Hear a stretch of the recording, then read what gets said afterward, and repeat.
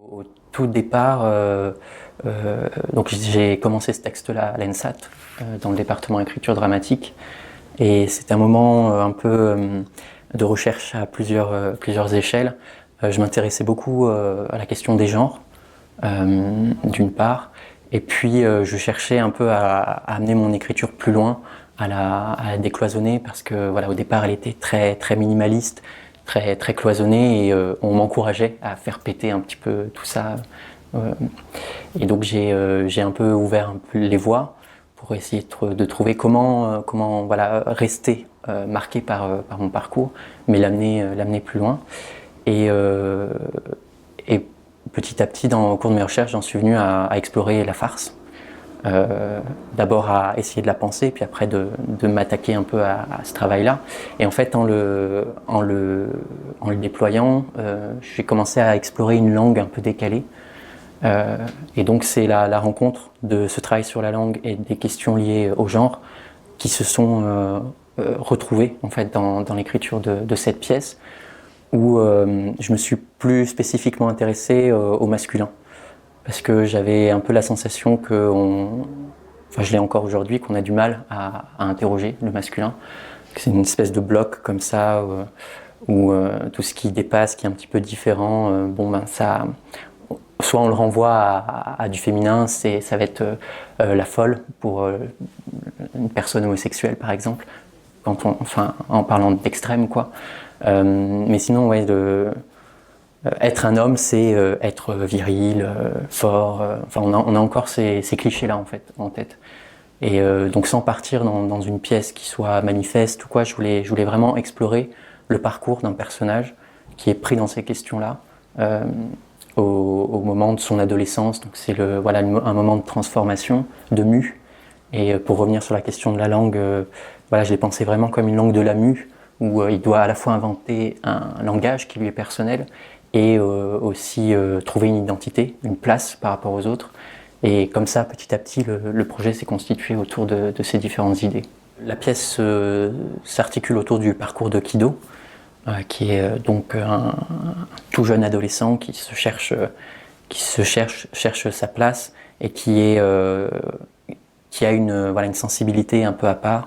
Et la spécificité qu'il a, c'est qu'il a une voix aigrue, donc qui ne répond pas finalement au code masculin, d'une voix qui serait grave, bien posée.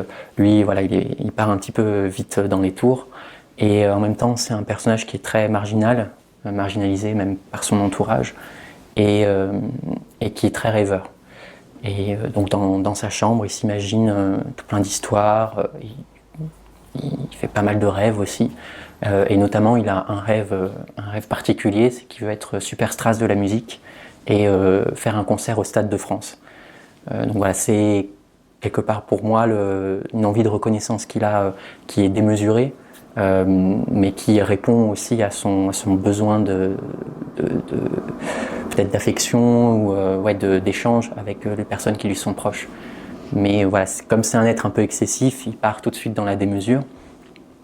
Et dans son parcours, il est accompagné par Billy Wisdom, qui est son ami imaginaire, et en même temps son coach de musique, voilà, qui le conseille, l'engueule quand il fait des choses de travers.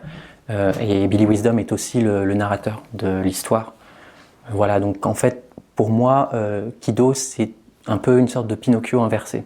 C'est-à-dire qu'au départ, c'est un personnage qui est un vrai petit garçon, en fait, qui est qui il est, avec la voix qu'il a, et les rêves aussi qu'il a.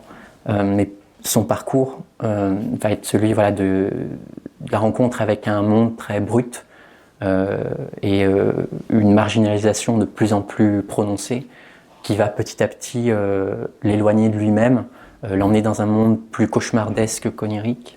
Et c'est en ça où, ouais, quelque part, il se perd lui-même et devient, par rapport à Pinocchio, qui est du coup un pantin de bois, qui devient lui-même un peu...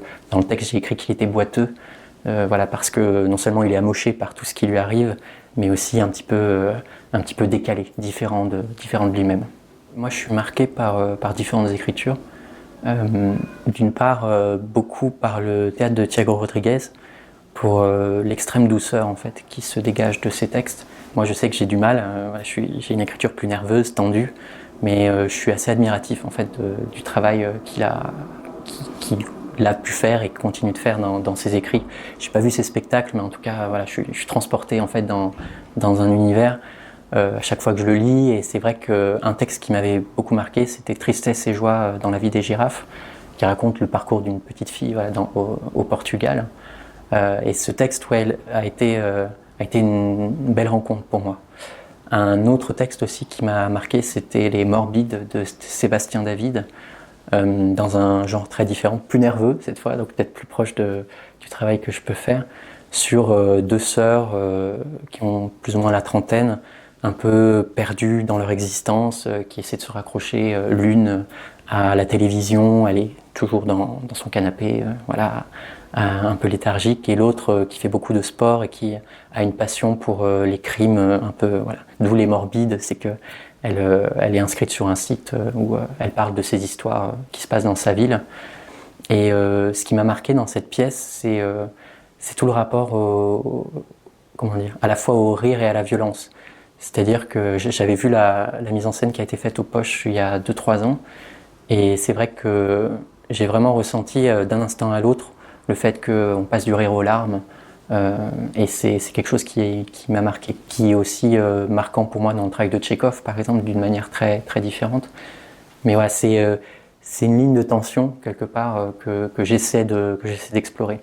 Et, et ouais, je sais que j'ai un univers très marqué par la violence, mais j'essaie toujours de trouver le détour, voilà, soit pour essayer de l'exorciser ou de la dépasser. Et pour moi, ouais, ça passe vraiment par le rire. Et c'est pour ça que cette pièce a été importante pour moi.